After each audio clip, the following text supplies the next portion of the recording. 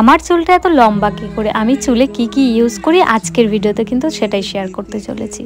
আর তোমাদের অনেকের রিকোয়েস্ট ছিল যে চুলের ভিডিও দাও, চুলের ভিডিও দাও। তো প্রথমেই এই যে 3টে নারকেল তেল দেখতে পাচ্ছ, তোমরা যে কোনো একটা ইউজ করতে পারো। তারপর এক্সট্রিক্সের সিরাম, আর এইদিকে এই যে ক্লিনিক প্লাসের ডিমের শ্যাম্পুটাই কিন্তু আমি ইউজ করে থাকি। আর এই যে একটা পেঁয়াজ নিয়ে নেবে, সেটাকে ভালো করে পেস্ট করে রসটাকে বের করে নেবে।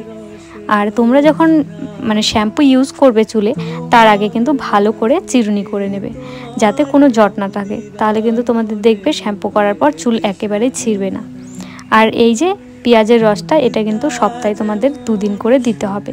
তোমরা এই প্রশ্নটা আমাকে অনেকেই বলেছিলে, তো যার জন্যই বলে দিলাম। আর শ্যাম্পু করার পর একেবারেই কিন্তু চিরুনি করবে না, কারণ আমাদের চুলের গোড়া নরম থাকে, যার জন্য কিন্তু শ্যাম্পু করার পর চিরুনি করা যাবে না। আর তেলটা দেওয়ার পর 3 ঘন্টার মতো কিন্তু রাখতে হবে, তারপরে শ্যাম্পু দিয়ে ওয়াশ করে নিতে হবে।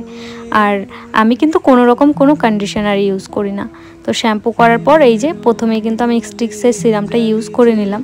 তোমরা অনেকেই বলেছিলে যে এক্সট্রিক্সের সিরাম ভেজা চুলে ইউজ করবো না শুকনো চুলে। তোমরা ভেজা চুলে ইউজ করতে পারো, শুকনো চুলেও ইউজ করতে পারো। তারপরে এই যে দেখো, আমি এখানে ভালো করে চুলটা শুকোনোর পর আমি এখানে চিরুনি করে নিচ্ছি। দেখো রেজাল্টটা একবার। আর আমি কিন্তু এটা 9 থেকেই আমি এই তেলটা ইউজ করে থাকি। আর এই তেলটা দিলে তোমাদের যেটা আর কি উপকার হবে, চুলের গোড়া শক্ত হবে, চুল পড়া বন্ধ হবে, আর চুল কিন্তু খুব তাড়াতাড়ি লম্বা হবে। আর আমি কিন্তু বছরে 2 বার করে অল্প অল্প করে চুল কাটি।